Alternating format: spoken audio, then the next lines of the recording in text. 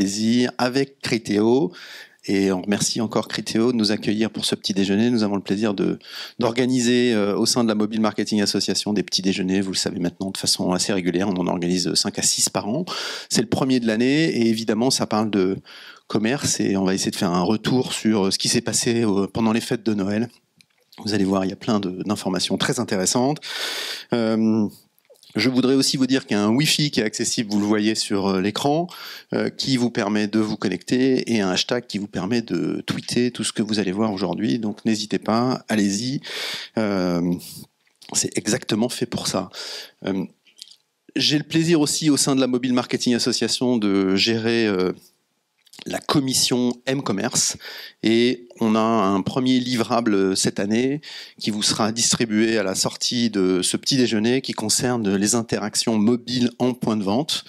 Et donc c'est une première, comment le mobile peut interagir avec le commerce, pas seulement le commerce en ligne mais le commerce physique dans les points de vente. Et donc il y a un gros travail qui a été fait au sein de la commission mobile commerce et je voudrais saluer Anne Vu qui est là-bas, qui est le rapporteur de cette commission. Si vous avez des questions sur ce guide, vous pouvez lui poser la question. Anne Vu, lève la main, que tout le monde te voit. C'est un travail qui a été fait en grande partie par lui, qui a coordonné toutes les énergies au sein de la Mobile Marketing Association pour rédiger et publier ce guide qui vous sera distribué à la fin du petit déjeuner. Je voudrais aussi dire 2-3 petites choses sur l'actualité de l'association. Il y a un autre élément important dans les livrables que nous allons produire, qui est le Yearbook. C'est la première fois aussi qu'on va éditer un bouquin complet sur tout le marketing, tout ce qu'on sait aujourd'hui sur le marketing mobile. Donc restez à l'écoute des publications de l'association. Ça sera le premier Mobile Marketing Yearbook qui sera publié aux alentours du 15 février et qui sera évidemment à votre disposition si vous le souhaitez. Dans le planning de la journée, on a plusieurs choses. De la matinée, pardon, on a plusieurs choses. La première, c'est une étude qui sera présentée par Criteo, et puis après, notre fameuse table ronde, avec un certain nombre d'annonceurs qui vous présenteront ce qu'ils ont fait sur le mobile et comment le mobile joue un rôle important dans leur commerce. Cette table ronde sera, comme d'habitude, animée par Jérôme. Et puis, je rappelle aussi un peu l'organisation plus globale des petits déjeuners. On aime bien faire des choses qui soient denses, courtes, et qui vous permettent de partir dans un temps défini vers vos bureaux respectifs. Et donc notre programme, c'est de finir cette petit déjeuner, cette table ronde à 10h15. Il y aura évidemment après un échange autour d'un café si vous le souhaitez, et vous pourrez poser toutes les questions que vous le souhaitez aux différents intervenants qui resteront à votre disposition pour échanger et discuter de ce que nous avons vu ensemble aujourd'hui. Voilà. 2-3 petites choses encore sur la Mobile Marketing Association. Notre prochain petit déjeuner aura lieu le 15 mars et il tournera autour des interactions mobiles via le messaging, les notifications. Donc ça sera un sujet qui tournera autour de la gestion de la relation client par mobile. Et puis pour ceux qui sont intéressés par ce que j'évoquais avant, c'est-à-dire la commission mobile commerce que j'anime, on organise une prochaine commission qui aura lieu le 11 février et dont l'un des objectifs sera de lancer un nouveau groupe de travail sur le mobile paiement. Donc tous ceux qui sont intéressés par le mobile paiement et qui s'intéressent à tout ce qui se passe sur ces sujets, et ça foisonne. On pense que l'année sera très riche en ce qui concerne le mobile paiement. Voilà, on aura un groupe de travail qui va se mettre en place à cette prochaine commission. Voilà. Je voudrais aussi remercier nos 2 partenaires, Views et puis Mobile Actif. Et puis je vais laisser maintenant la parole à Laetitia et Clémence pour la présentation de l'étude Criteo. Merci. Bonjour à tous, bienvenue chez Criteo. Moi je suis Clémence Blétry, donc AS et team lead dans l'équipe retail chez Criteo. Bonjour à tous, moi c'est Laetitia Randriana-Solo et donc avec Clémence, on gère la partie retail au sein de Criteo. Donc, on a souhaité l'étude aujourd'hui, elle est axée sur deux parties. On va avoir une première partie qui vont être les chiffres macro, qui vont être issus de différents acteurs tels que la FEVAD, Views, pour vous donner des grands chiffres. Et ensuite, on rentrera un peu plus en détail sur ce qui s'est passé au sein de Criteo, chez nos e-marchands, l'année dernière, en termes sur la période donc charnière qu'est Noël. Alors tout d'abord, retour sur un petit rétro-planning sur cette période charnière qui va commencer à partir du Black Friday, qui va ensuite s'étaler sur Black Friday, Cyber Monday, Noël et soldes d'hiver. Deux particularités qu'on observe en France sur deux phénomènes. Juste après Noël, on observe de plus en plus une tendance qui est la revente des cadeaux. Et juste avant les soldes, un phénomène qui prend de plus en plus d'ampleur également, tout ce qui est vente privée, ce qui fait que le creux est relatif entre Noël et les soldes. Alors, tout d'abord, on a souhaité en fait vous montrer quelques chiffres et rentrer un peu plus en détail sur chacun des événements qu'on a vus précédemment. Donc, le Black Friday aux États-Unis. Ce qu'on note, c'est une croissance, que ce soit en termes de trafic ou de vente en ligne, respectivement sur le trafic de plus de 15% et sur les achats de près de 24% en termes de croissance. Ce qui est également intéressant de noter, c'est que la croissance, elle est plus forte en termes d'achat qu'en termes de trafic. Également, ce qu'on peut noter également ici, c'est que la part des ventes sur le marché US, quand on regarde la répartition entre smartphones et tablettes, elle se fait principalement sur les smartphones. Donc on suppose que le taux d'équipement aux États-Unis est bien plus fort sur les smartphones à grand écran et que le tablette commence un petit peu son déclin. Donc ce qui est intéressant de voir, c'est finalement les États-Unis, en règle générale, ont quelques années d'avance sur la France. Donc ici, ça peut illustrer qu'est-ce que sera le marché français dans quelques années. Le Black Friday en France, quelques tendances. Donc on l'a vu, on avait fait une étude en octobre 2015 sur ce qui s'est passé sur l'année 2014 au niveau du Black Friday. Ce qu'on s'était aperçu, c'est que c'était un phénomène qui prenait un petit peu d'ampleur, mais qui était plutôt relayé par les acteurs du high-tech. La nouveauté en 2015, c'est que c'est un événement qui est relayé par finalement par toutes les sous-industries du secteur du retail. Donc aussi bien des acteurs sur le secteur de la mode que des acteurs sur le secteur du jouet. Également, quelques acteurs dans le travel ont relayé ce type d'opération.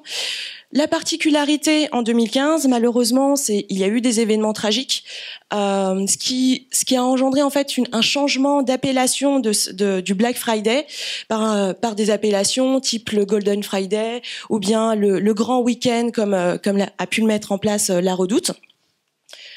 Autre point à noter, le Black Friday a permis en fait de booster les téléchargements d'applications. Donc là, vous avez ici le top 5 des applications qui ont été téléchargées. Donc c'est plus sur ces acteurs-là, donc c'est plus 30% de téléchargements en 2015 versus 2014. Et on note en top 1 Amazon, qui a été l'application la plus téléchargée ce jour-là.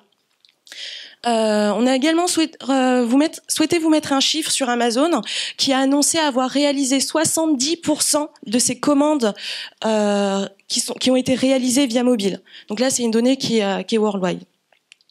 Donc 70% des commandes sur Noël. Qu'en est-il du coup de Noël sur le marché français ? Voilà, donc après ces quelques chiffres sur le Black Friday, je vous propose de revenir sur des chiffres des plus classiques de Noël. Il y a 3 chiffres qui ont retenu notre attention, qui sont issus du baromètre de la FEVAD. C'est 30 millions de Français qui ont déclaré réaliser leurs achats de Noël sur Internet. Un autre chiffre intéressant, c'est ce 45%, donc près de la moitié en fait des e-acheteurs qui déclarent avoir acheté une part plus importante de leurs achats sur Internet. Et c'est un chiffre qui est également en croissance de 6 points. Un autre chiffre intéressant, c'est le budget moyen qui est consacré par les e-acheteurs à leurs achats de Noël. On est sur un budget de 245 €.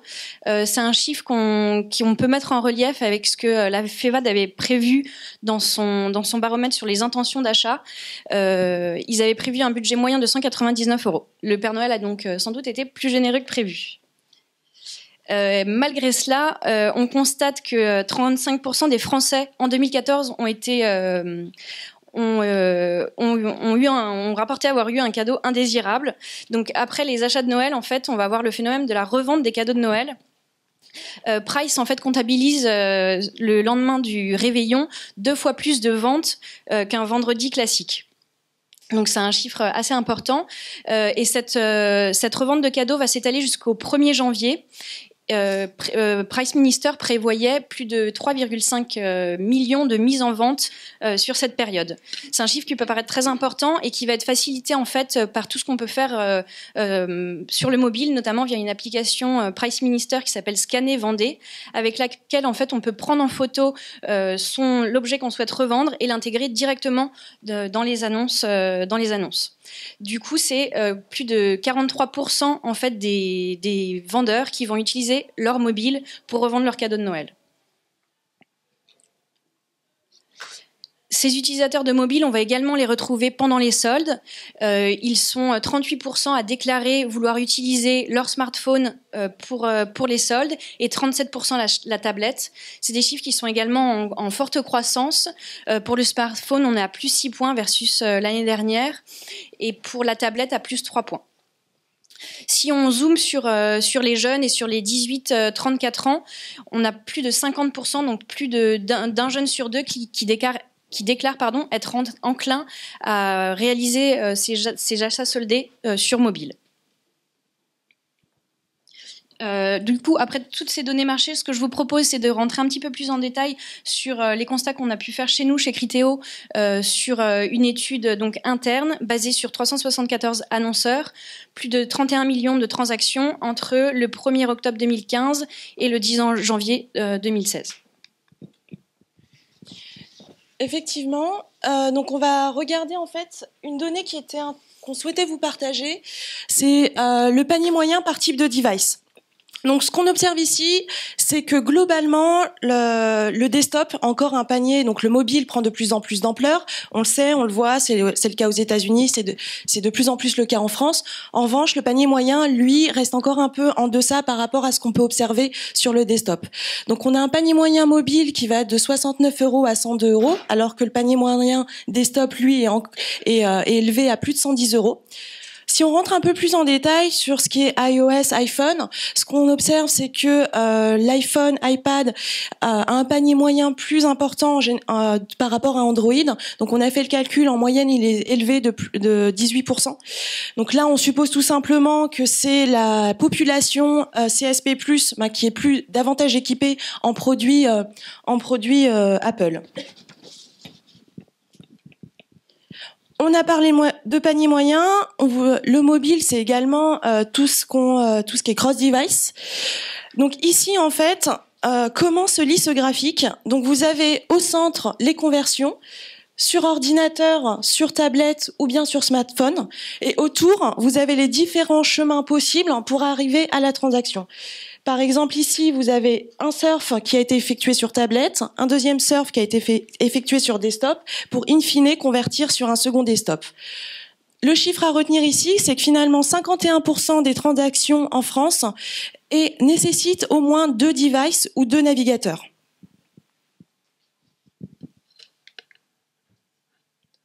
Donc on va revenir maintenant sur le trafic et sur les ventes pendant toute cette période. Donc on est toujours sur cette méthode de 370 e-marchands Criteo. Là on a pris comme base 100 le mois d'octobre. Du coup, juste pour vous rappeler comment on fonctionne et comment on va récolter ces données, les données de trafic sont récoltées via nos trackers sur les pages produits des annonceurs. Donc on va récolter en fait tous les événements sur ces trackers de pages produits, et les ventes nous les comptabilisons via nos trackers sur les pages de transfo de nos annonceurs.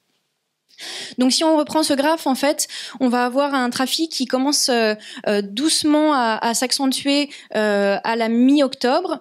On voit une légère baisse de trafic le week-end férié du 1er novembre, une hausse de trafic le mercredi 11 novembre qui était un jour férié, une forte baisse de trafic le 14 novembre au lendemain des attentats. La question que nous nous sommes posée ce jour-là, c'est de savoir est-ce que les internautes étaient finalement sur Internet ou est-ce que simplement ils avaient déserté les sites de nos e-marchands.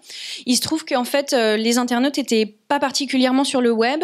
On a un seul publisher en fait sur lequel on constate un trafic en forte augmentation, c'est Facebook, qui a fait déclencher, je ne sais pas si vous vous en rappelez, juste au lendemain des attentats, le fameux safety check qui permettait à chacun de se géolocaliser et de mentionner à ses contacts qu'on était en sécurité. Donc sur ce site publisher, on a constaté effectivement une forte hausse de trafic. Sinon, les internautes n'étaient pas forcément sur le web, et on voit que ce trafic va se tasser pendant quasiment une semaine pour remonter à partir du 22 novembre à peu près, et un vrai pic à partir du 27 novembre qui est le Black Friday. Et ce trafic va rester soutenu jusqu'au 20 décembre à peu près, pour avoir des baisses de trafic à nouveau les 24 et les 31 décembre, et un gros pic évidemment le 6 janvier, au démarrage des soldes. On a une courbe des ventes qui va suivre exactement la même tendance que cette courbe de trafic.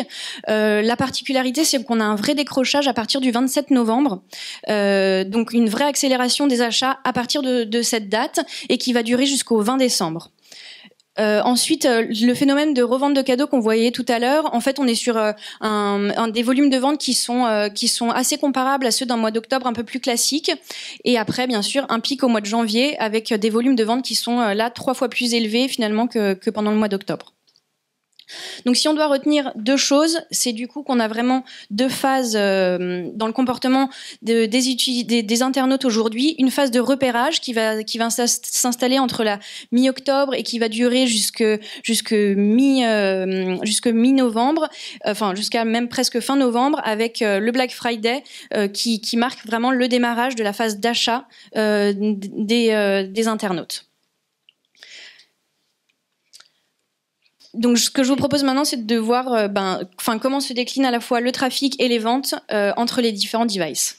Effectivement, maintenant regardons un petit peu en détail la répartition du trafic. Ici, donc vous avez en bas la répartition du trafic desktop, en haut la répartition du trafic mobile. Ce qu'on observe, c'est qu'on a à peu près 60% du trafic qui est effectué sur desktop et 40% du trafic qui est effectué sur mobile.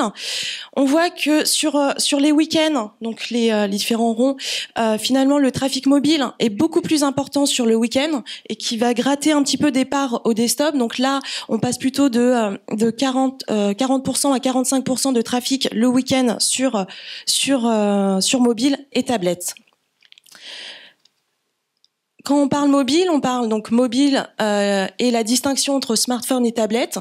Donc là, le trafic, il va être divisé sur la tablette et il va être de 10 à 15% sur la tablette et plutôt de 20% à 25% sur le mobile.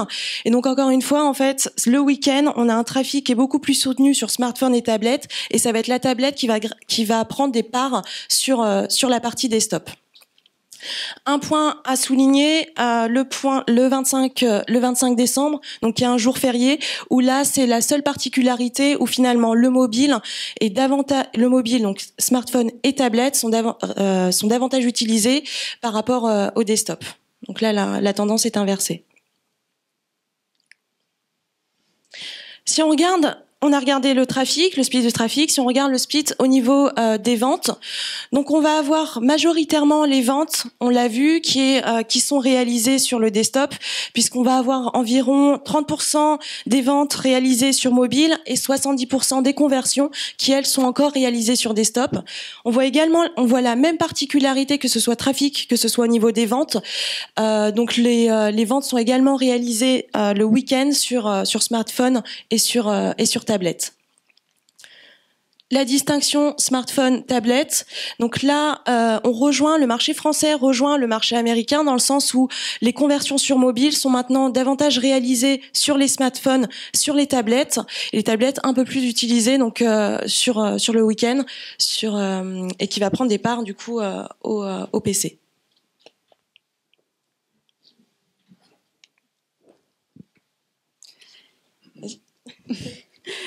Si on doit donc retenir quelques points de cette présentation, donc on a vraiment une phase de repérage sur cette période de Noël qui va démarrer à la mi-octobre. La phase d'achat, elle, départ plutôt fin novembre, et c'est vraiment le Black Friday qui va donner le coup d'envoi de cette période clé.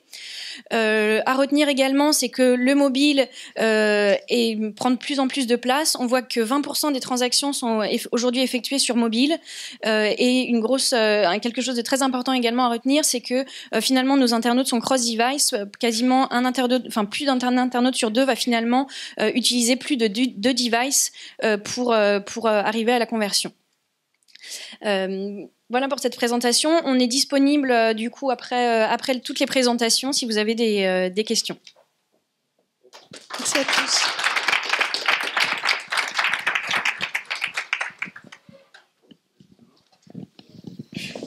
Alors, bonjour à tous. N'hésitez pas. Voilà. Bonjour à tous. Alors, on a vu beaucoup de chiffres avec Criteo. Merci Criteo pour toutes ces données. On va écouter maintenant les retours d'expérience de nos trois invités. Alors, Delphine Jamin, vous êtes responsable UX à la Fnac. Alors, expliquez-nous ce que c'est que cette activité. On rappelle la Fnac, un des grands acteurs click and mortar du marché français. Vous allez même prochainement progresser en vous rapprochant de Darty. UX, c'est quoi? C'est User Experience, c'est ça votre activité? Donc, notre activité, c'est vraiment de optimiser la conversion du site, donc par un ensemble de différents projets pour faire évoluer à la fois notre site web, notamment la refonte l'année dernière, mais également notre dispositif sur mobile, donc site mobile et application. Donc, notre unique objectif, c'est de transformer nos visiteurs en acheteurs. Très bien. Et on rappelle la Fnac, un géant du commerce en France, en quelques chiffres. Oui, c'est le 3e site marchand en France. C'est plus de 500 millions de chiffres d'affaires par an. Et puis une part du trafic mobile et des ventes mobiles très fortement croissante. On en parlera certainement tout à l'heure. Ouais. Très bien. À votre gauche, Julien Henry Maurice, bonjour. Bonjour à tous. Je vous ai vu au Mobile Marketing Forum en décembre dernier, n'est-ce pas? Oui, c'est ça. Alors, donc, vous êtes toujours directeur marketing de Bazar Chic. Bazar Chic, en quelques mots, c'est l'autre grand nom de la vente privée en France? Exactement, ce qui pèse 100 millions d'euros de chiffre d'affaires. Grosse partie du mobile, évidemment, et je me trouve beaucoup dans les chiffres qui ont été donnés. On va y revenir dans un instant. Aujourd'hui, c'est un acteur qui est donc positionné sur le prêt-à-porter, sur la décoration univers de la maison, sur le voyage et sur tout ce qui est univers des spiritueux et du vin. Très bien. Et à votre gauche, Alexandre Ali, bonjour. Bonjour. Je vous reconnais également, on s'est vu en décembre au dernier forum. Alors vous êtes le cofondateur de Rad.co, un pure player aussi du e-commerce, on pourrait presque même dire un pure player du m-commerce, qui est très récent, à peine 3-4 ans. Rappelez-nous rapidement votre histoire. Donc, je me présente Alexandre, je fais partie des fondateurs de Rad. Rad, c'est une marque de mode digitale. On a été créé il y a 3 ans, en 2012. Et on se développe essentiellement sur mobile, en France, aux États-Unis. Aujourd'hui, on a plus de 2 millions de membres qui ont déjà testé Rad et on est présent donc en Europe et aux États-Unis. Très bien. Alors, on a eu quelques chiffres avec Criteo. On va poursuivre sur ces présentations avec Delphine, peut-être. C'est la question de cette table ronde. Est-ce que le m-commerce est hot? Alors, où en est le m-commerce à la Fnac? Est-ce que vous êtes en passe de devenir une société mobile first? Pas tout à fait, mais je pense que l'année prochaine, certainement. L'année dernière, on a fait 40% de notre trafic sur le mobile, donc c'est une croissance assez importante, mais ça fait déjà quelques années que la croissance est visible sur le mobile, en tout cas pour la Fnac. Croissance importante, il a presque doublé, je crois, d'une année sur l'autre. Presque doublé, ouais, plus de 90 presque % d'augmentation sur l'année complète, et puis très marqué évidemment sur la fin d'année, sur Noël, puisque là on a atteint un record de croissance sur nos ventes, en tout cas mobile, à plus de 155% de croissance sur les ventes. Sur l'autre. Donc il y a vraiment eu une accélération. Sur la période de Noël, évidemment. Ouais. D'accord.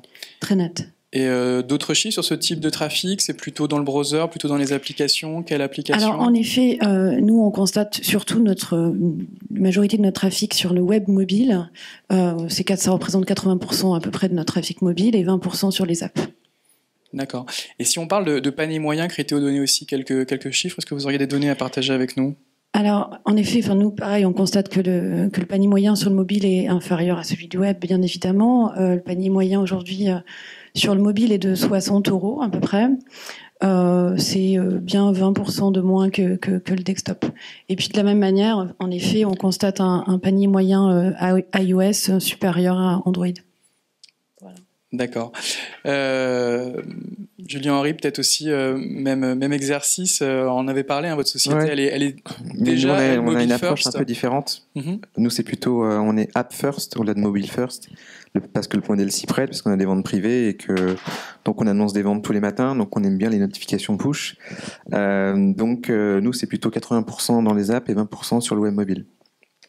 80% dans les apps, ça a même augmenté par rapport aux chiffres qu'on avait évoqués grâce au solde et à tout ce que l'on fait. D'accord, donc il y a eu vraiment une accélération. 80% sur les apps, donc App First, effectivement, c'est considérable. Et si on devait ventiler entre les différentes plateformes, que pèse iOS, que pèse Android?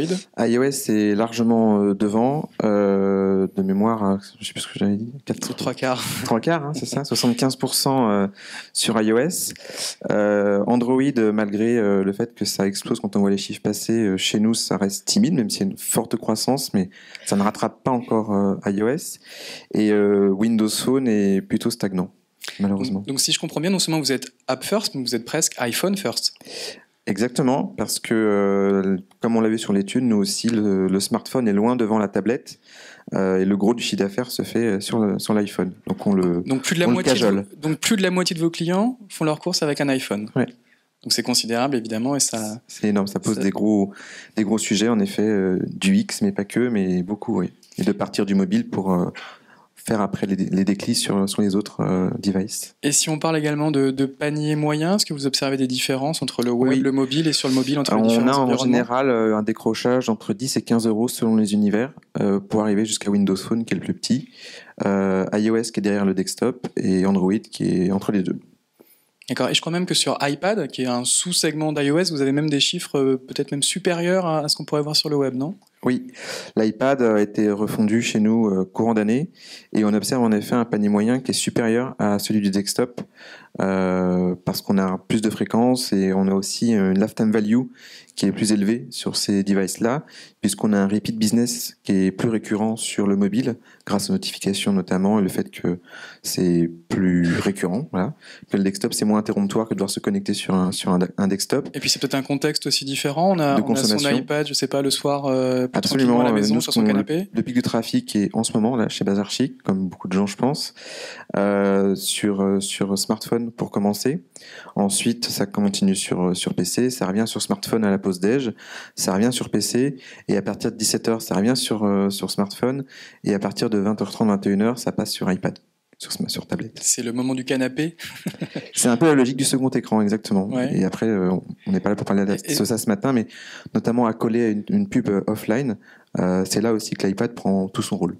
Ah oui, d'accord, avec la combinaison éventuellement télé, exactement. C'est là qu'on passe à l'acte. Des boosts de download, des boosts de chiffre d'affaires et qu'on peut mesurer l'incrémental. On va revenir dessus sur la question d'acquisition.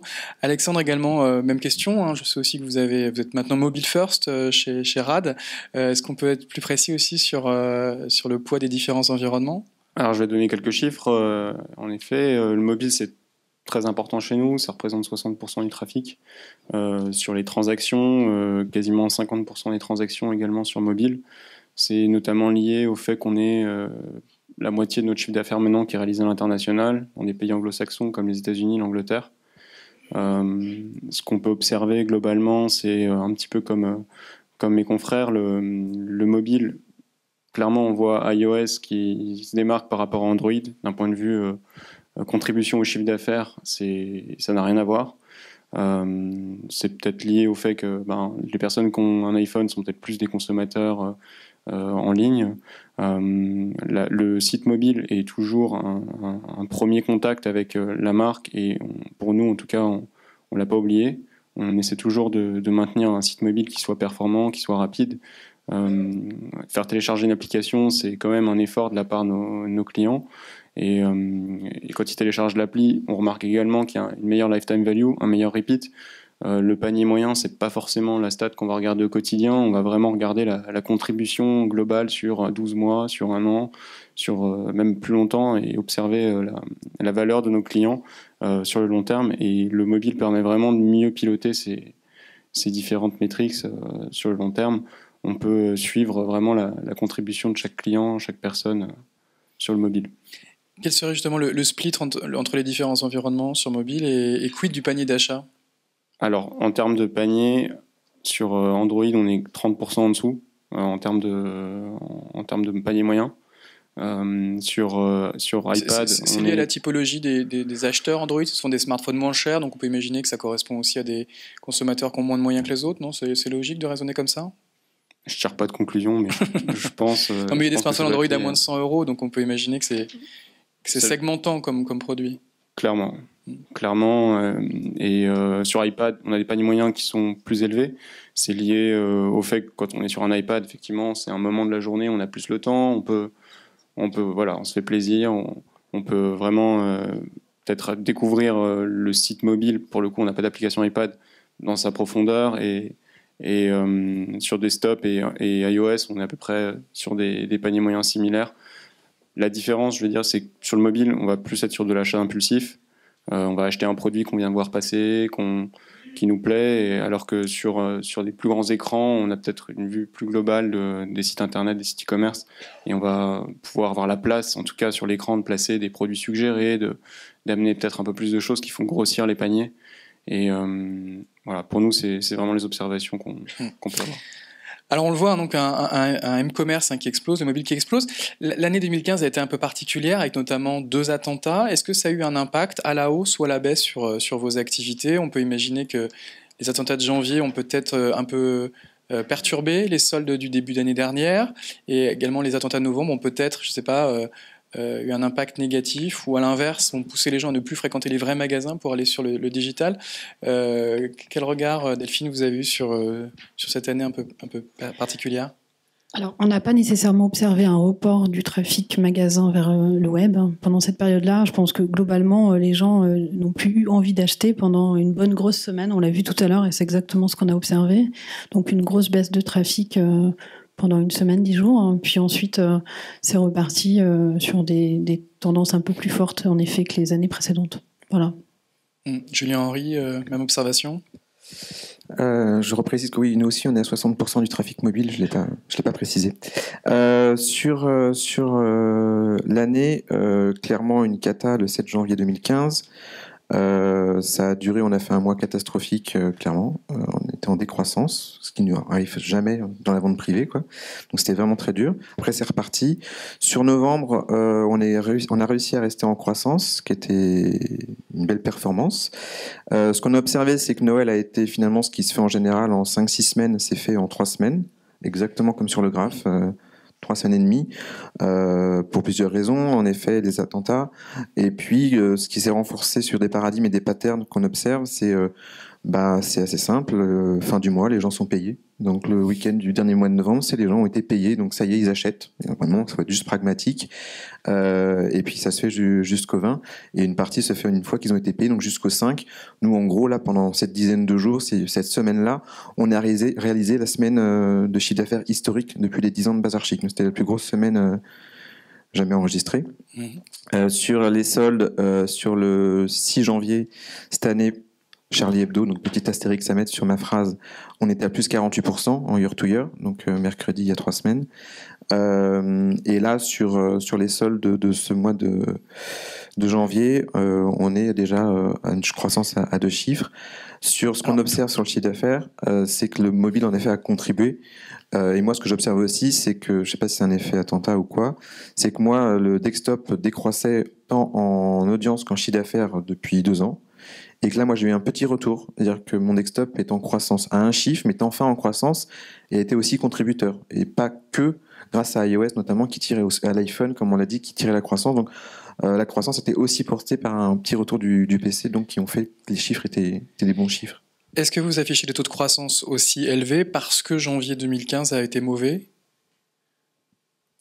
Je ne sais pas. Le taux de croissance en year-to-year est forcément corrélé à Charlie Hebdo. Nonobstant, la croissance était beaucoup plus forte et le report sur le web a été d'autant plus fort, j'ai l'impression, sur les soldes, mais a été moins fort que sur Noël. Je me suis permis de prendre quelques chiffres de la FEVAD quand j'ai préparé ma venue hier. Qui a publié ces chiffres annuels hier, je crois. Sur un marché en croissance du e-commerce de 12,5 en 2015, Q4 et notamment décembre ont été seulement en croissance de 9%.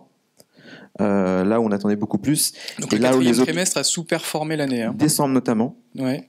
Et là où le reste des trimestres de l'année, on était plutôt vers 14%. de croissance. Donc en fait, le rattrapage et le fameux adage, on a fait beaucoup de RP autour de ça chez Bazar Chic, est-ce que le e-commerce va être le rattrapage des attentats et donc il n'y aura plus personne dans les magasins? Chez Bazar Chic, on a eu une croissance beaucoup plus forte, donc peut-être une partie de oui, voilà, peut-être dû à notre modèle et au modèle des ventes privées qui s'installe dans les usages de consommation des Français. Mais au global, au niveau e-commerce français, le mois de décembre n'a pas effectué le rattrapage de le mois de novembre, donc ce qui a été perdu pour la plupart des gens. Alexandre, est-ce qu'il y a eu également un effet attentat cette année sur l'activité de votre site? Alors, de notre côté, ce qui s'est passé, en fait, c'est qu'on avait une opération un peu spéciale. On testait nos produits pour la première fois en offline avec les Galeries Lafayette dans 60 magasins. Et on a lancé cette opération le lendemain, le lundi, juste après les attentats cette année. Ce qu'on a pu constater, du coup, c'est qu'en magasin, les écoulements pendant 10-15 jours pour les commerçants retail, c'était vraiment catastrophique et ils ont eu une fin novembre qui était difficile. Côté e-commerce, que ce soit pour Charlie Hebdo, janvier l'année dernière, ou cette année, clairement, on voit les 7 jours qui suivent les attentats, on n'a pas une activité qui est incroyable. En revanche, que ce soit à la fois pour le offline et le online, nous, on a constaté qu'il y avait un rattrapage assez naturel qui se faisait. Et si on regarde la saisonnalité de janvier 2016 vs janvier 2015, on voit qu'il y a un week-end où il y a un creux et tout le monde peut le comprendre. On n'a pas forcément la tête à consommer dans ces moments-là.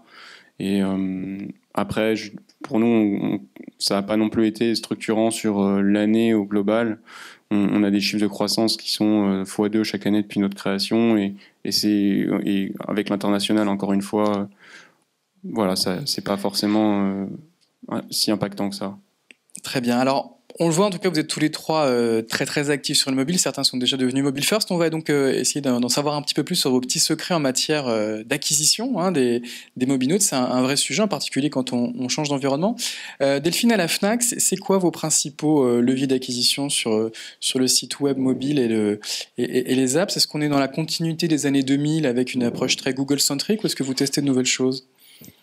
Alors, en effet, 80% de notre trafic est sur le site mobile, mobile j'entends.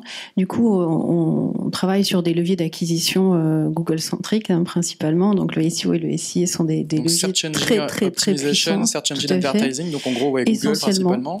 Alors après, ça ne veut pas dire qu'on ne teste pas d'autres leviers, mais ils sont plus minoritaires par rapport à celui-ci, évidemment. Et c'est quoi ces autres leviers ?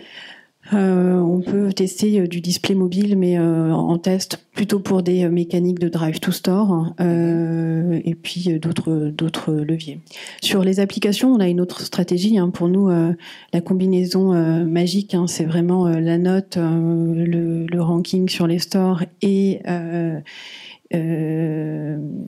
du coup... donc l'App Store Optimization. Oui, tout à fait. Ce qui nous renvoie presque à ce qu'on faisait sur Yahoo il y a 20 ans, donc c'est du référencement classique presque. Oui, pour autant, on va tester cette année d'autres mécaniques un peu puissantes d'app indexing. Le deep linking, c'est ça ? Le deep linking, exactement, sur lesquels on croit beaucoup. Donc ça, c'est et du coup, ça repassera encore par Google. Évidemment. Ouais. Vous travaillez un peu avec Criteo aussi, on est chez eux. Oui, bien sûr. Rassurez-nous. On les connaît bien, on passe du temps ensemble. Enfin, moi, parce qu'elle surveille, attention. Évidemment.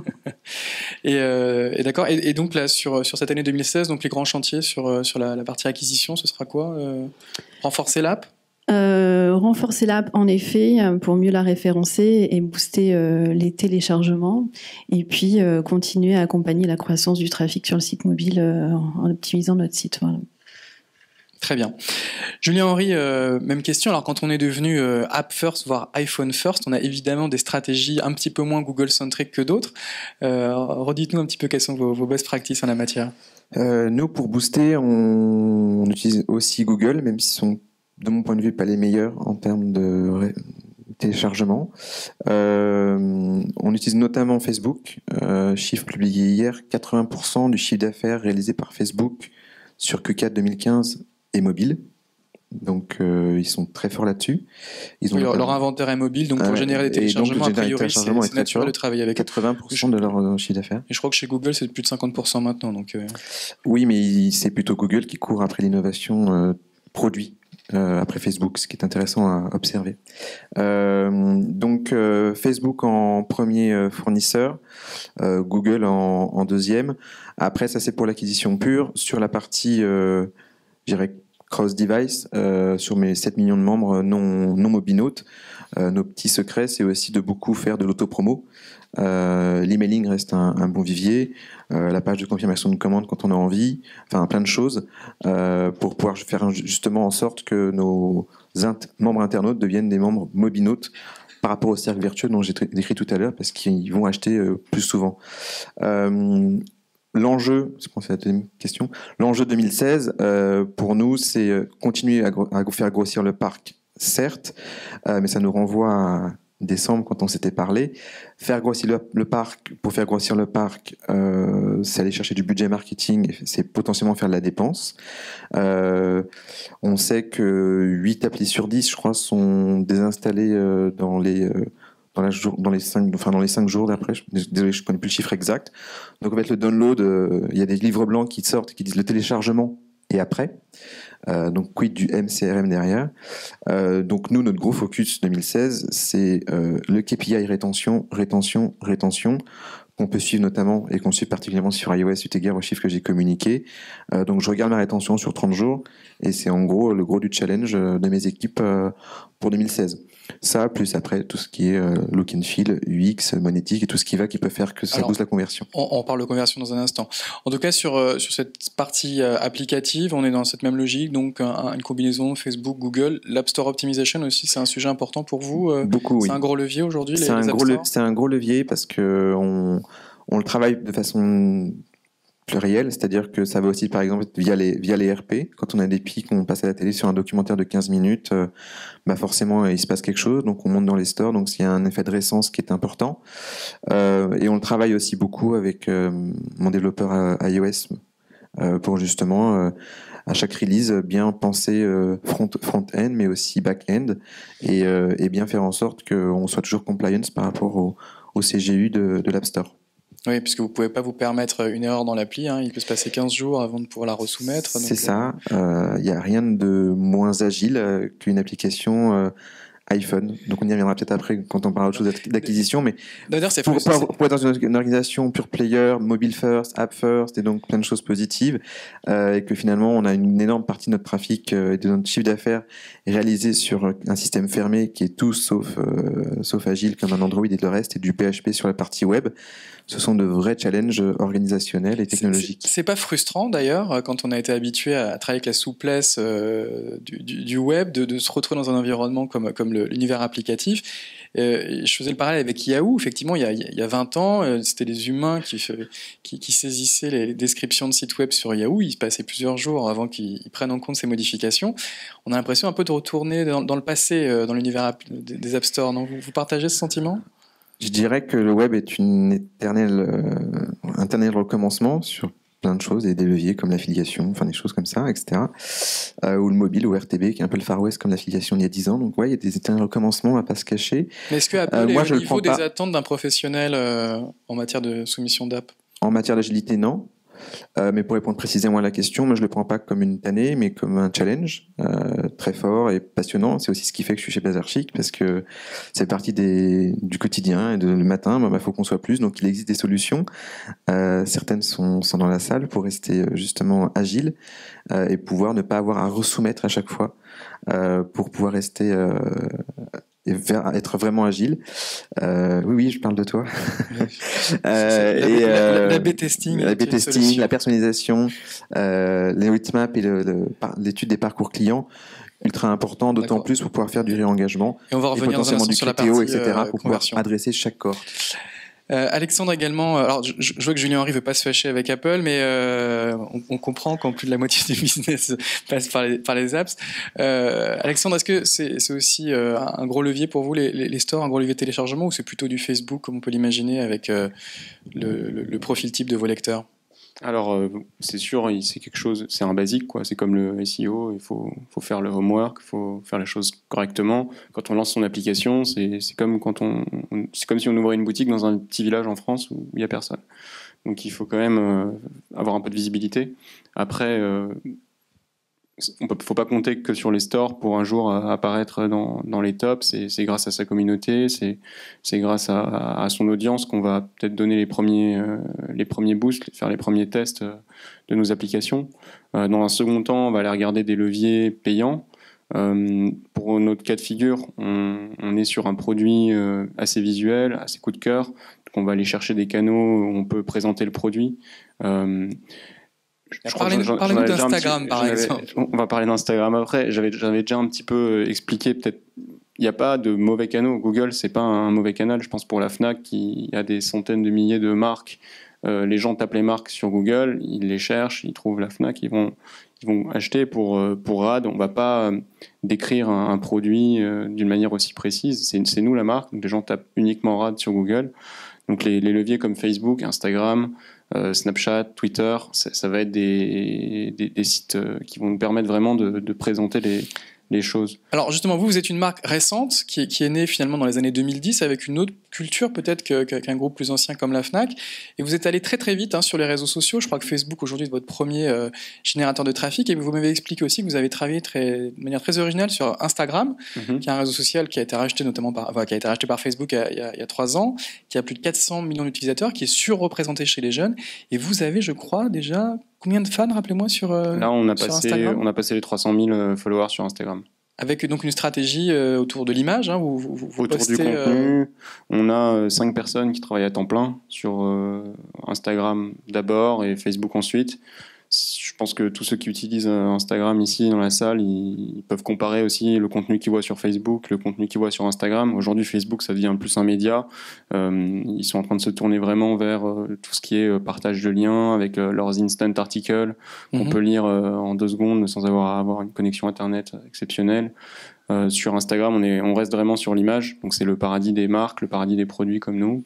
Et on a 100% de reach. Les 300 marques que je suis, je les vois tous les jours. Donc on a vraiment tourné notre stratégie sur Instagram avec du contenu, avec un vrai dialogue avec notre communauté et les gens qui nous suivent. Et ça représente quel volume de votre Aujourd'hui, Instagram, alors on mesure via un lien qu'on traque sur notre profil, mais ça représente jusqu'à 25% de notre trafic.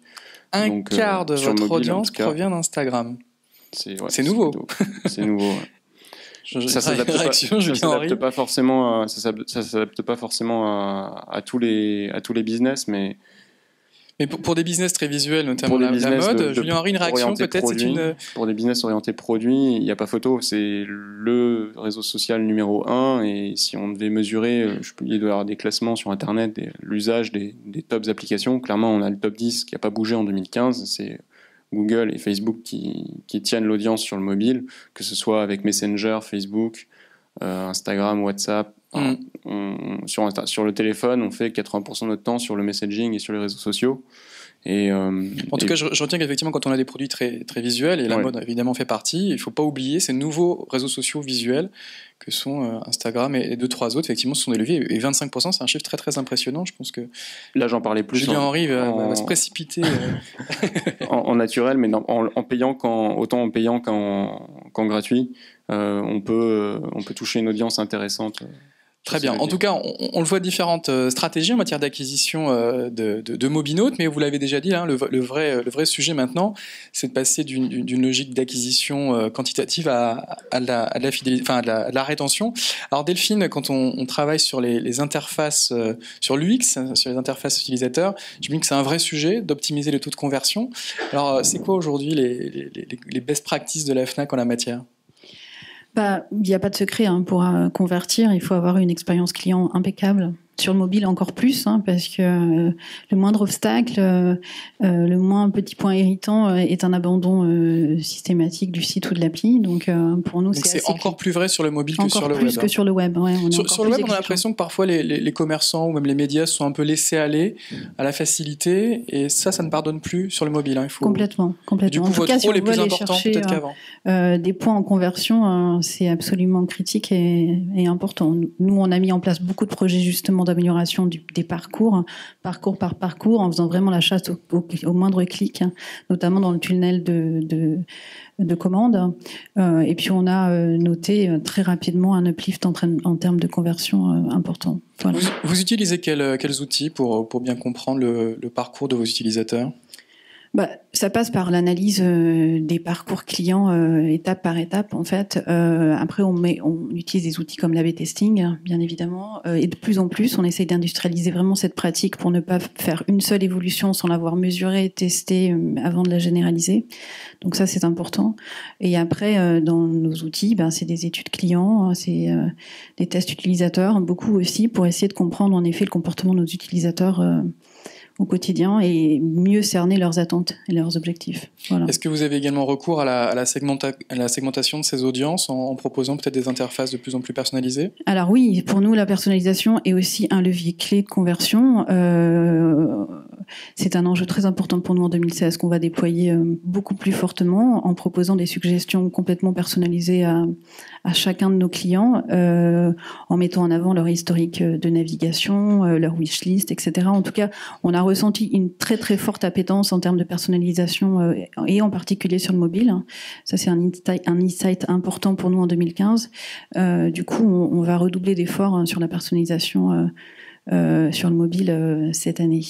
Pour la conversion, il y a souvent aussi la question du paiement, qui est un sujet compliqué sur mobile. C'est quoi votre analyse ? L'essentiel des transactions sont faites par carte bancaire. Et puis, voilà. Donc, c'est peut-être pas très pratique d'utiliser une carte bancaire sur son téléphone. En effet, c'est pas pratique, mais on propose quand même la sauvegarde de ses coordonnées bancaires. Donc, pour en effet les clients qui reviennent régulièrement chez nous, ce n'est plus un problème puisque on les connaît. Ils ont juste à appuyer sur un bouton et renseigner simplement leur cryptogramme visuel pour valider leur transaction. Donc là aussi, ça permet d'aller plus vite et de fluidifier le parcours. Très bien.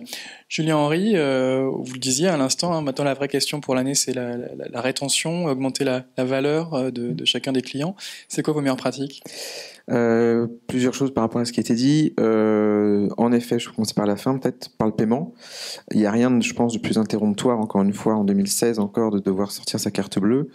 Donc nous, on a beaucoup de réflexions sur tout ce qui est wallet électronique pour pouvoir juste avoir un login et un mot de passe et que tout soit pré-embarqué et donc faciliter le paiement, puisque finalement, je ne donnerai pas tous les chiffres, mais j'ai pas 60% de mon CA qui est fait sur mobile par rapport à mes 60% d'audience. Donc tout le challenge de ce dont on parle là, c'est qu'à un moment, j'aimerais être ISO et qu'il n'y ait pas un décrochage. Donc ce paradigme doit être travaillé. Et pour ça, je dirais, entre guillemets, tous les moyens sont bons. Si je remonte la chaîne, ça va être également évidemment le X pur, ça va être l'achat express, pour faire l'achat de clics, comme on dit. Donc ça, c'est beaucoup de partenariats potentiels pour récupérer de la data fiabilisée. Il existe par exemple PayPal, on peut avoir PayPal Login, où du coup, c'est des gens qui achètent sur d'autres sites avec PayPal, donc on a déjà une acte de facturation, etc. Donc ça veut dire que c'est fiabilisé, on n'aura pas de NPI pour faire le shipping. On reproche parfois à PayPal des commissions un peu élevées, mais oui. C'est complètement absorbé par l'amélioration des taux de conversion ? C'était un exemple pour ne pas me fâcher non plus avec PayPal.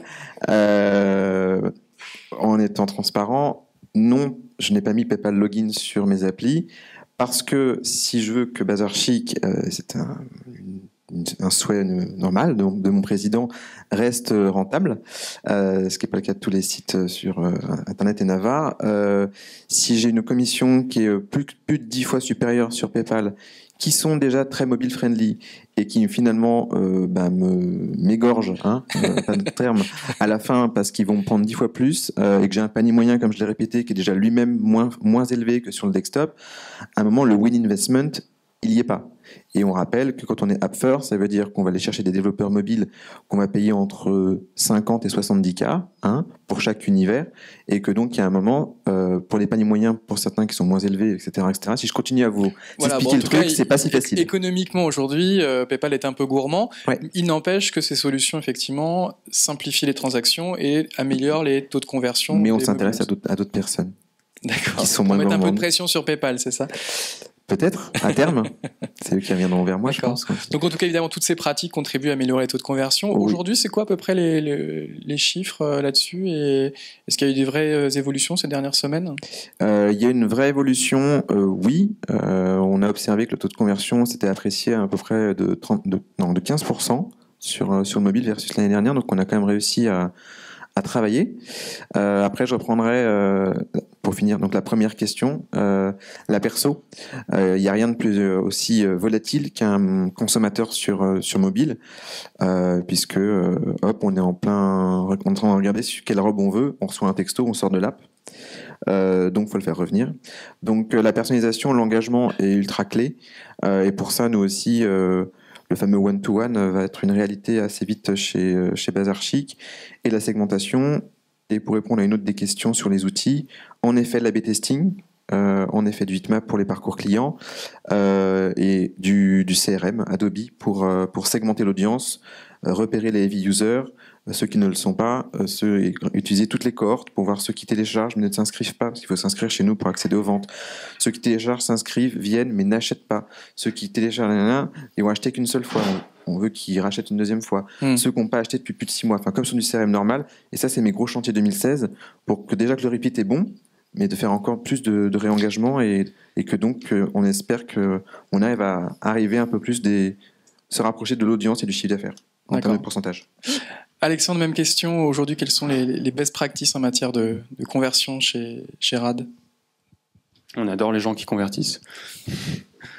Non, pour la conversion, je vais pas répéter ce que mes confrères ont expliqué, mais pour vous raconter une petite histoire, on a lancé le marché allemand à la rentrée. Donc en Allemagne, il faut savoir que les clients sont particuliers, ils achètent beaucoup, mais ils renvoient beaucoup. Ils ont leurs solutions de paiement qui sont le paiement par invoice, donc ils ont une facture, ils doivent la régler sous 30 jours, enfin, c'est vraiment spécial. Et on nous avait dit non mais vos clients ils sont jeunes, vous pourrez faire de la carte bleue, il n'y aura pas de problème. Et on avait PayPal sur le site desktop, donc on a lancé le site avec PayPal et la carte bleue. Et quand on a sorti un nouveau site mobile et on n'avait pas pu mettre PayPal tout de suite. Et du jour au lendemain, on n'avait plus de conversion sur le site mobile. Plus rien. Et on a cherché dans tous les sens, on ne savait pas pourquoi. On pensait vraiment qu'il y avait un problème, parce que passer de quelque chose à zéro, on se dit il y a vraiment un souci. Et en fait, on s'est rendu compte qu'il y avait 70% de transactions sur PayPal en Allemagne. Et on n'avait jamais vraiment fait attention de regarder cette spécificité de ce marché. Et en tout cas, pour un site qui se développe, qui essaie de se développer à l'international, les solutions de paiement, c'est indispensable. Et il y en a, je sais pas, des dizaines que je peux vous mentionner qu'on connaît même pas parce qu'elles sont propres à chaque marché. Donc j'encourage vraiment à regarder, à proposer en fait le choix, à proposer le choix aux clients. C'est vraiment indispensable.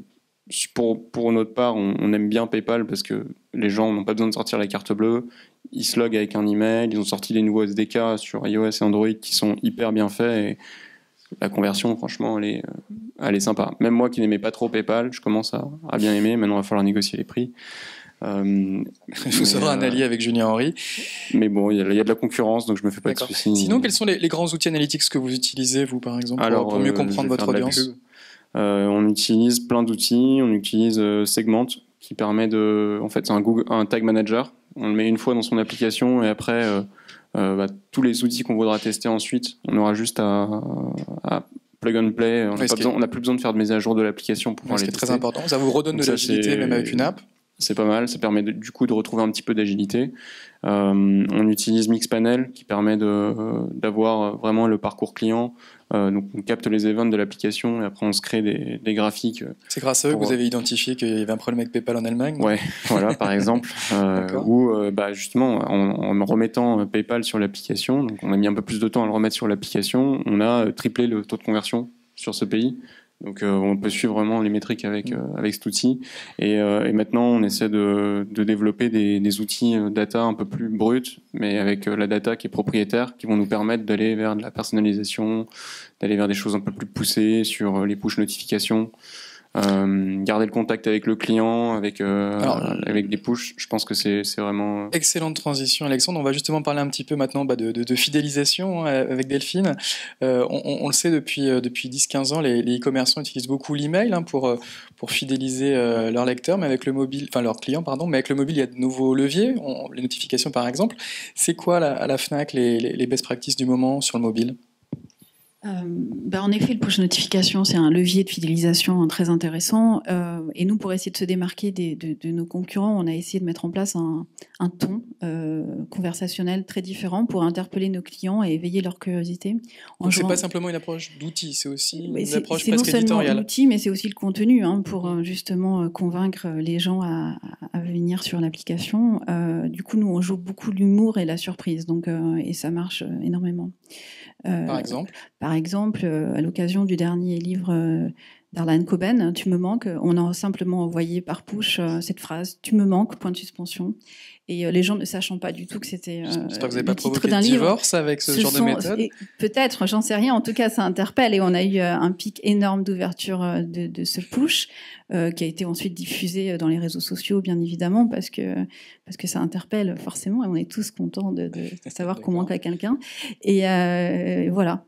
Donc on essaye de jouer un peu ce côté surprenant, surprise et drôle, et qu'on a déployé pas seulement sur les pushs, mais aussi sur le site. Donc on a parsemé tout notre site de petits messages un peu sympas et drôles aux endroits où on s'y attend pas, notamment des messages d'erreur un peu surprenants. Et vous observez les différences entre les pratiques web et les pratiques mobiles ? Alors on a déployé cette stratégie de ton éditorial d'abord sur le mobile, et puis comme ça marchait énormément et qu'on a eu beaucoup de retours clients, on est en train de la déployer sur le web.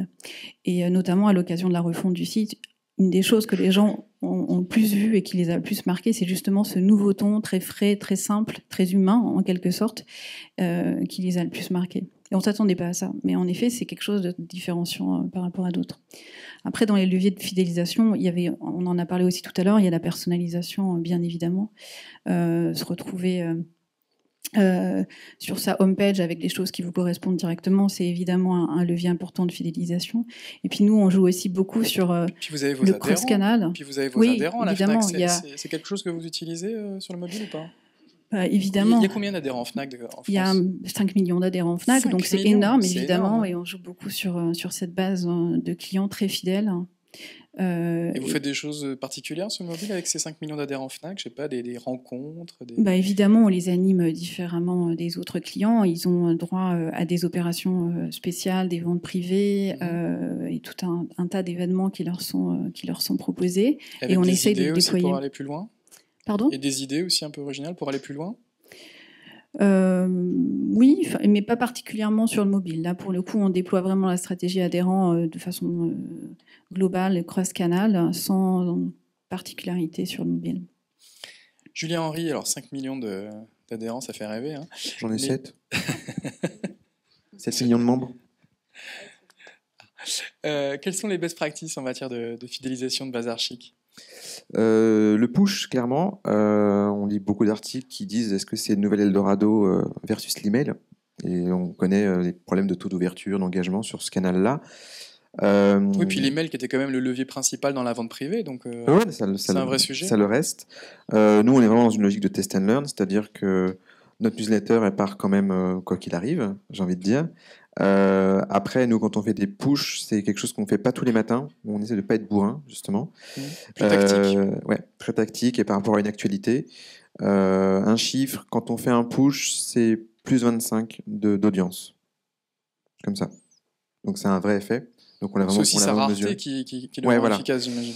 Donc, c'est vraiment plus 25 directement d'audience. Donc, on choisit bien nos moments. Donc, les best practices, c'est comme sur les mailings, c'est la bonne heure. Le bonjour, le bon ton, clairement. Et pour pas tomber à côté de la plaque, c'est la segmentation. C'est de ne pas répéter les inepties un peu du mass market, du full base sur les mailings, et de segmenter sur tout ça parce que... avec ce Graal du one-to-one que vous évoquiez. On n'est pas sur du one-to-one, on va parler plutôt de clusterisation. C'est-à-dire que... Voilà, de one-to-few. C'est-à-dire qu'on va commencer à isoler des populations assez semblables via des études data et du rapprochement de patterns et de comportements, et qu'on va commencer à leur parler différemment, selon aussi leur historique de navigation, leur historique d'achat. On ne parlera pas de la même manière à un nouveau mobinaute qu'à une cliente qui est chez nous depuis 7 ans et qui commande tous les 2 jours. Voilà. Donc ça, c'est des gros challenges pour pouvoir justement travailler sur Back to Basics, ce que je disais tout à l'heure, la fameuse rétention, et pas être... à côté de la plaque et que les gens se disent à minima je désactive des notifications, Au pire du pire, je la désinstalle et donc mon CPI, c'était un coup pour rien. Sur la dimension contenu, sur la dimension communauté, vous avez aussi des réflexions? On a des réflexions, nous, qui sont plutôt sur de l'engagement. On dirait qu'on a une logique plutôt business direct. On pense à des innovations un peu produits au-delà de la monétique pour continuer à augmenter cette conversion sur le mobile, notamment des logiques d'abonnement. J'en dirai pas plus. Il faudra vous réinviter. Alexandre, également, la fidélisation, c'est un sujet très important. On a le sentiment que vous construisez un modèle un peu CCC, commerce, contenu, communauté. Ça pourrait être ça un peu votre philosophie aujourd'hui? On construit une marque, donc on développe nos propres produits. L'idée, je pense, ça va être pour la fidélisation, de continuer un peu cette stratégie business, de proposer toujours plus de choses. Quand on vient acheter un produit, on a envie d'en découvrir un second. Par rapport aux outils mobiles, je pense qu'il y a un vrai potentiel dans tout ce qui est trigger marketing, tout ce qui a été appliqué dans les années début 2010 sur l'email marketing automatisé avec j'ai fait ci, j'ai fait ça sur mon site, je vais recevoir un mail qui est lié à ce comportement. Je pense qu'on va retrouver cette année des dizaines de softwares qui vont permettre de faire Donc après la publicité programmatique, l'heure est à la marketing automation. Marketing automation, logique, mais orienté mobile. Ça veut dire, sur Android, par exemple, on peut proposer des push mobile marketing automation, avec des MMA. Avec des images. C'est déjà pris. On peut faire des push avec des images, par exemple, sur Android. Donc on peut imaginer qu'en fonction du produit qu'on a vu, on ait un Criteo qui nous propose l'image du produit parce qu'il est remisé. D'ailleurs, je crois qu'il y a des membres de la MMA qui proposent ce type de technologie, mais c'est possible. On en reparlera. Il y a pas mal de boîtes qui se développent en Europe et aux États-Unis sur ces segments. D'accord. En tout cas, voilà, la conclusion de RAD, c'est qu'il faut construire une communauté et finalement, c'est aussi ce bon sens, ce back to basics pour faire plaisir à ses clients. La communauté, c'est les clients et c'est clair que il faut pas avoir une stratégie en tout cas qui est court-termiste. Conversion, il faut avoir une stratégie qui est construction d'une base de clients et ça c'est quelque chose qui se fait sur le long terme et ça on ne mesure pas avec les mêmes indicateurs. Aujourd'hui il y a des outils en tout cas qui permettent de le faire. Julien Henry, un dernier point. Il y a une chose peut-être qui marche bien, c'est aussi faire des exclusivités. Pas basique sur le marketing. Mais c'est aussi finalement le b.a.-ba du commerce. Voilà, parce que c'est pour ça que si j'y ai pensé, j'étais mauvais. Donc c'est faire clairement une exclue sur iOS ou sur Android si on veut booster, etc. Ou une vente privée qui ouvre la veille uniquement pour les mobinotes, etc. Dans une logique de rareté, de stratégie de rareté. Donc pas être ébloui par la technologie ou la technologie, j'ai envie de dire, c'est notre besogne au quotidien avec Chloé, mais après il y a le waouh avec le content. Alors avant de vous demander un mot de conclusion, peut-être une question un peu prospective. On l'a vu par exemple au CES, là, il y a quelques semaines, le boom des objets connectés, la réalité virtuelle. C'est des sujets sur lesquels vous travaillez pour cette année 2016 ou c'est encore trop prospectif à vos yeux? Oui, pour nous en tout cas ça l'est encore. Donc on observe ça, évidemment on est très impétent et on regarde ce qui se passe de ce côté-là. Mais à ce stade on n'a pas engagé de projet très concret sur ces nouveaux... levier. Très bien, Julien Henry. Deux chiffres, quelque chose à dire. Oui, je trouve que c'est intéressant de voir ce que je t'avais dit par téléphone. Il va dire du mal de l'Apple Watch, je crois. Non, je vais dire quelque chose qui me paraît intéressant.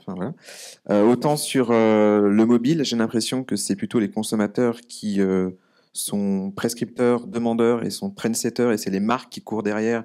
Et si elles sont pas bonnes sur l'expérience client, se font insulter sur leur store, donc elles font tout pour ne pas se faire insulter. Donc c'est plutôt le consommateur qui dit je veux, et la marque qui court derrière. Autant j'ai eu l'impression, et c'est des choses que j'ai lues, que sur la partie wearables et watch notamment, c'est plutôt les décideurs marketing qui se sont fait plaisir, qui ont fait des budgets, qui sont précipités, l'histoire qui se répète du web, qui ont décliné, dans déclinaison il y a déclin, qui ont décliné sur un écran de plus, et où finalement ça ne crée pas d'usage. Et donc les clients regardent des articles qui montrent que les Français, la Watch à Noël, ça n'a pas été un Noël Watch. Alors que tous les e-commerçants ont fait « j'ai ma Watch », ils ont fait des RP dessus. Intéressant de voir le décalage entre le B2B et puis finalement les consommateurs. Nonobstant, il y a quand même quelque chose qui se passe sur la partie Apple Watch. Il y avait 3000 applications qui étaient compatibles Apple Watch en mars 2015, 14 000 en décembre 2015. Donc il y a un vrai effet sur ces choses-là. Mais par contre, on n'y est pas encore, et je pense que on n'y est pas encore parce qu'il ne faut juste pas décliner, il faut vraiment s'inventer, avoir une vraie stratégie derrière. Et par contre, j'ai cru comprendre que vous regardiez, vous, un autre environnement qui est celui de la télé, mais on en aura l'occasion d'en reparler. Ce qu'on appelle le T-commerce. On a en effet des gros projets de portabilité, toujours pareil, de nos environnements. Mais bon, c'est pas mobile. Chez des partenaires. Mais c'est une logique qui est très intéressante aussi, et ça va se faire vraiment. On aura l'occasion, je pense, d'en reparler. Et c'est des trucs très stratégiques qui vont peut-être pas être en effet dans ce qui va tirer la croissance comme ça. Mais quand on s'adresse à des acteurs, c'est intéressant parce qu'il y a des vrais viviers d'audience. Alexandre, également, un mot sur tout ce qui est nouveaux environnements. On pourrait aussi parler de réalité virtuelle, qui est un des sujets très à la mode. Quand on est aussi actif sur Instagram, j'imagine qu'on regarde ce qui se passe sur ces nouveaux environnements. Alors, c'est hyper intéressant. Je ne sais pas pour ceux qui ont essayé les casques. Samsung VR, c'est assez impressionnant. Mais de notre côté, on a déjà beaucoup de boulot avec le mobile. Il se vend aujourd'hui 10 fois plus de téléphones que d'ordinateurs dans le monde. Donc, je pense qu'il y a encore, on a le temps. Il y a encore du travail, quoi. La Watch et même l'iPad, on n'est pas encore dessus. La TV, c'était super beau à la keynote Apple, mais je ne sais pas si nos clients regardent encore la télé, donc pour l'instant, on va... D'accord, vous ne vous trompez pas de priorité. Voilà. Gardez le micro, peut-être un mot de conclusion. Donc Bertrand posait la question, est-ce que le M-commerce est hot? La réponse, évidemment, oui. Ouais, c'est assez hot. Non, un petit mot, peut-être...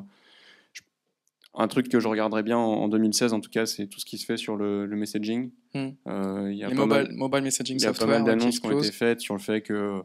On a un usage mobile qui est devenu encore plus fort sur les apps de messaging que sur les apps de réseaux sociaux. Messenger qui propose maintenant au business de s'intégrer et de communiquer directement avec ses clients. Et puis on voit en Chine WeChat qui est très très en avance. WeChat qui est hyper en avant. WhatsApp, bon, c'est pas encore ce qu'ils vont faire avec. Je crois qu'il y a un projet de la MMA sur le sujet cette année. Peut-être. Bon, on vous réinvitera. Julien, un mot de conclusion également? Julien Henry? Oui, un mot de conclusion, j'ai envie de dire que nous, on va vraiment regarder la partie wearables en 2016 en se donnant un peu l'exigence de ne pas décliner. Donc, ça ne sera pas pour février, parce que je n'ai pas encore l'idée, donc voilà. Oui, on va continuer beaucoup à regarder et à étudier, nous, être très orienté conversion. Sur la partie marché, ce que j'espère, c'est que les acteurs vont arriver à trouver les bons paradigmes et qu'il y ait des choses qui vont se libérer, que ce soit sur la monétique, que ce soit sur des choses, et qu'on va arriver à bien faire notre job de façon agilité. Donc moi, c'est agilité, encore et encore, et donc beaucoup de bonheur à Apple pour 2016. Delphine, le mot de conclusion. Alors, moi aussi, c'est la conversion avant tout. Donc, beaucoup de projets cette année sur le mobile pour essayer de booster davantage notre conversion. Le deuxième, on en a parlé aussi, c'est la personnalisation. Donc, ce qu'on souhaite, c'est aller très, très loin, nous, sur la personnalisation à la fois mobile et web. Et puis, le dernier point, c'est lié aussi à notre positionnement de distributeur Mortar. Donc, c'est de faire entrer le mobile en magasin, donc développer de nouveaux parcours mobile in-store. Et là-dessus, on a beaucoup de choses à faire. Et nos clients sont déjà ils rentrent tous dans nos magasins avec un mobile en poche. Donc, nécessairement, ça, évidemment, on va travailler dessus. Voilà. Très bien. Un grand merci à tous les trois pour vos témoignages. On invite tout le monde, évidemment, à télécharger vos apps et on vous donne rendez-vous pour un prochain petit déjeuner de la MMA. Merci beaucoup.